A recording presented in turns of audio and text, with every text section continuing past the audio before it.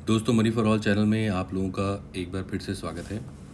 इस वीडियो में दोबारा से बात करेंगे आईडीएफसी फर्स्ट बैंक के बारे में। इस बैंक को हम लोग काफ़ी टाइम से कवर कर रहे हैं। इसकी अप मूव, इसकी डाउन मूव को बहुत क्लोजली मॉनिटर करते हैं। इसके क्वार्टरली रिजल्ट को भी देखते रहते हैं, क्योंकि इस बैंक पे काफ़ी सारे इन्वेस्टर्स का भरोसा है और लोगों को लगता है कि ये सही मौका है आईडीएफसी में एंट्री का। बिकॉज़ आने वाले टाइम में शायद जब ये बैंक बहुत ज़्यादा ग्रो कर जाए, तब स्टॉक की वैल्यू भी हमें ज़्यादा में ही मिलेगी।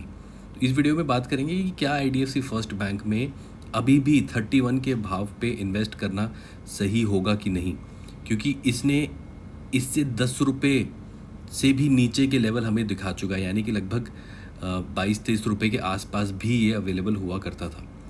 तो अब काफ़ी लोग सोच रहे हैं कि क्या अभी इसमें एंट्री करना चाहिए कि नहीं, और अगर करनी चाहिए तो इसका टारगेट प्राइस क्या होगा।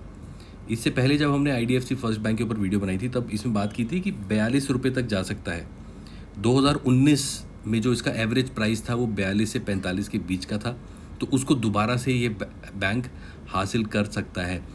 सीईओ ने बोली बड़ी बात, रिजल्ट की तैयारी। देखिए, ये सारी वीडियोस बनती रही हैं आईडीएफसी फर्स्ट बैंक में। ये 1 महीने पुरानी वीडियोस है जो आपको स्क्रीन पे दिख रही है। ये कौन सी अहम बातें हैं, ये वीडियो को आप रेफ़र कर सकते हैं अगर आपको पुरानी वीडियोस भी देखनी हो कि क्या बातें की थी। बट फिलहाल बात करेंगे कि आईडीएफसी में फ़िलहाल क्या चल रहा है और क्या हमें इसमें नई पोजीशंस बनानी चाहिए कि नहीं। देखिए, आज की अगर मैं मूवमेंट की बात करूं, मंडे नए वीक का पहला trading session, IDFC first bank एक हल्की सी गैप अप ओपनिंग के साथ खुलता है, मेंटेन करता है उसको ऑलमोस्ट 70% टाइम तक, 2 बजे तक। फिर वहाँ से कहीं ना कहीं ड्रॉप हो जाता है और अपने प्रीवियस क्लोजिंग जो वैल्यूज़ थे उन्हीं पे क्लोज करता है। तो 0% ग्रोथ और 0% डी ग्रोथ आप ये बोल सकते हैं आज की मूवमेंट को देखते हुए।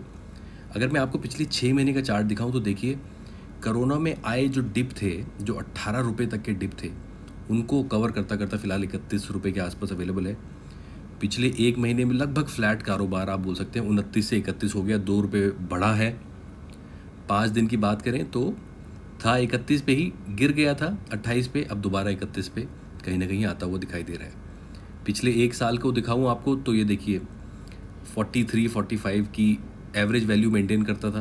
2019-2020 की शुरुआत में भी कोरोना आया, गिर गया, फिर वहाँ से हल्की हल्की हमें रिकवरी का ट्रेंड दिखाई दे रहा है। देखिए, अगर आप इस फेज़ को देखें, आपको दिख जाएगा कि चार्ट हल्का हल्का ऊपर जा रहा है, जाता है, फिर उसमें एक प्रॉफिट बुकिंग आ जाती है, डाउनफॉल आता है, बट हल्का हल्का चार्ट हमें ऊपर की तरफ जाता हुआ दिखाई दे रहा है।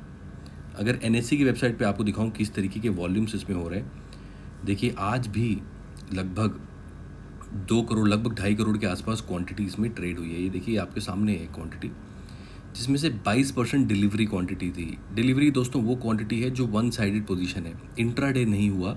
22% वन साइडेड पोजीशन यहाँ पे बनी है।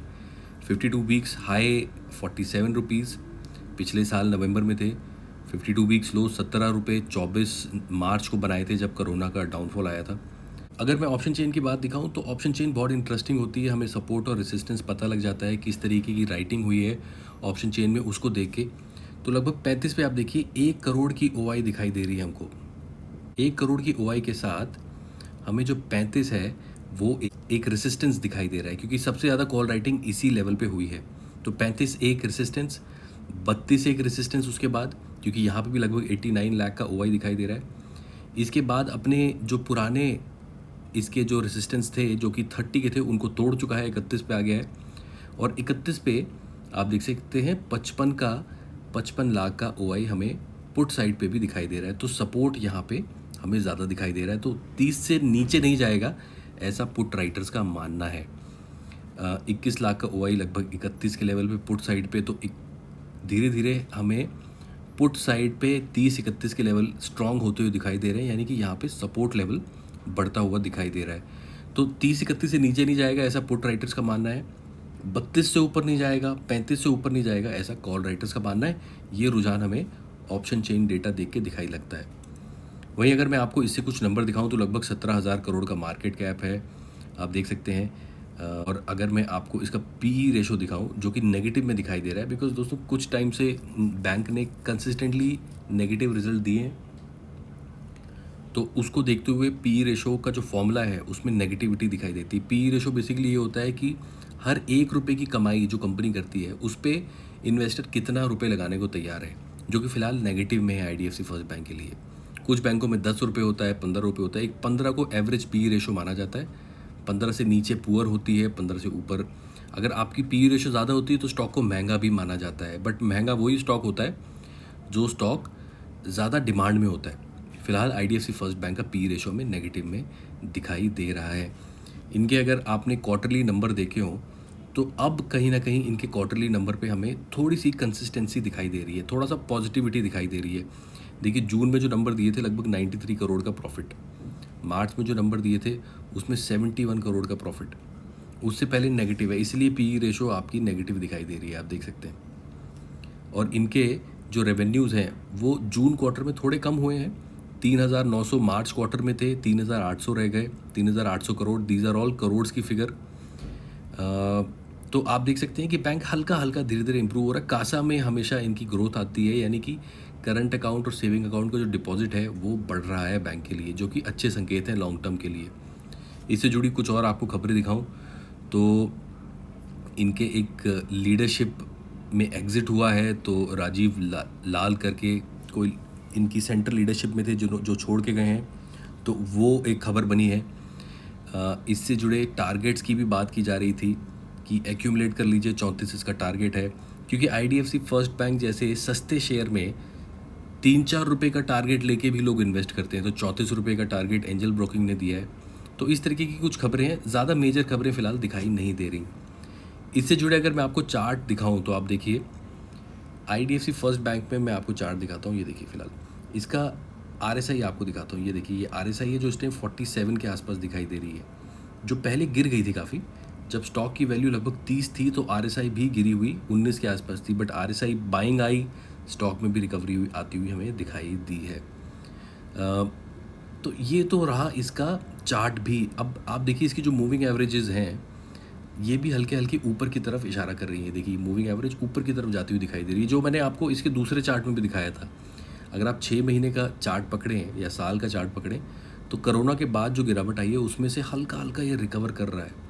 बट रिकवरी ऐसी नहीं होगी कि आपने इन्वेस्ट किया हफ्ते बाद ही दोबारा एकदम से जंप कर गया। ये स्लो रिकवरी है, महीनों का इंतज़ार है 3-4 रुपये 5 रुपये की एक सिग्निफिकेंट मूव को मिलने के लिए। तो पेशेंस ज़रूरी होगा आईडीएफसी फर्स्ट बैंक में।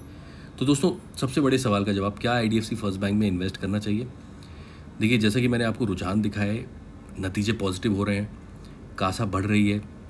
बैंक को टीयर 2 पहले इनका जो कमेंट्री थी, कॉर्पोरेट कमेंट्री की, हम टॉप 5 सिटीज़ में ज़्यादा पेनिट्रेट करेंगे। अब जो बात हो रही है कि with 5G coming they will also go to the rural market, जहाँ पे सरकारी बैंक और एचडीएफसी बैंक और आईसीआईसी बैंक का ज़्यादा पेनिट्रेशन है, वहाँ पे भी ये लोग एक्सपैंड करेंगे। तो डेफिनेटली इनके लिए स्कोप ऑफ ग्रोथ बहुत ज़्यादा है, क्योंकि बैंकिंग सेक्टर बहुत बड़ा है और इन्होंने अभी शुरुआत ही की है, राइट। इनका लोन जो पोर्टफोलियो है, जो कैपिटल फर्स्ट मर्ज हुआ है आईडीएफसी बैंक के साथ, तो दे आर एनीवेज एक्सपर्ट हैं लोन बांटने में। तो अच्छा बैंक है, मुझे कोई कमी नहीं लगती।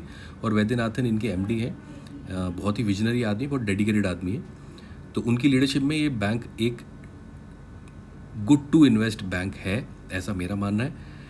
बट जो भी इसमें इन्वेस्ट करें लॉन्ग टर्म के लिए इन्वेस्ट करें। अगर आप स्विंग ट्रेडिंग करना चाहते हैं तो आरएसआई देख के स्विंग ट्रेडिंग भी हो सकती है। जैसे मैंने आपको दिखाया कि 29 पे आरएसआई 18 था, अब 31 आ गया, यानी कि 2 रुपये की मूव के लिए अगर कोई इसमें किसी को जाना होता वो चला जाता। तो आरएसआई हमेशा इसका स्विंग करता रहता है, आप देख सकते हैं 20 से 70-80 के लेवल पे, और चार्ट में भी उसी हिसाब से मूवमेंट आती है। तो दोस्तों ये मेरी राय है आईडीएफसी फर्स्ट बैंक के बारे में। Good bank to go for, but long term horizon ही जिसका हो वो इसमें इन्वेस्ट करें। तो दोस्तों इसी के साथ I will wind up the video. और भी मैं आपके लिए स्टॉक्स कवर करता रहूँगा। कैसा लगा ये कवरेज, प्लीज़ आप कमेंट बॉक्स में कमेंट ज़रूर करें। इसी के साथ I will wind up the video. Thank you so much for watching.